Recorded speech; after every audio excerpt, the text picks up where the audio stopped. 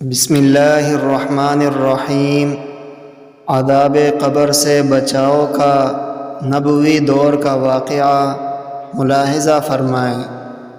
حضرت ابن عباس رضی اللہ عنہ بیان کرتے ہیں، نبی صلی اللہ علیہ وسلم کے ایک صحابی نے کسی قبر کی جگہ پر اپنا خیمہ نصب کیا، جبکہ انہیں پتہ نہیں تھا کہ وہ قبر ہے۔ اس میں ایک انسان سورۃ الملک پڑھ رہا تھا، حتیٰ کہ اس نے اسے مکمل کیا۔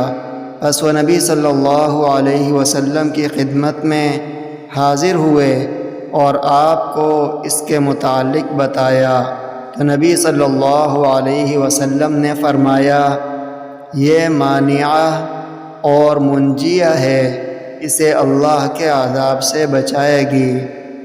وعن ابن عباس رضی اللہ عنہما قال ضرب بعض اصحاب النبي صلى الله عليه وسلم خباءه على قبر وهو لا يحسب أنه قبر، فإذا فيه إنسان يقرأ سورة تبارك الذي بيده الملك حتى ختمها، فأتى النبي صلى الله عليه وسلم فأخبره، فقال رسول الله صلى الله عليه وسلم، هي المانعة هي المنجية تنجيه من عذاب القبر، رواه الترمذي وقال هذا حديث غريب۔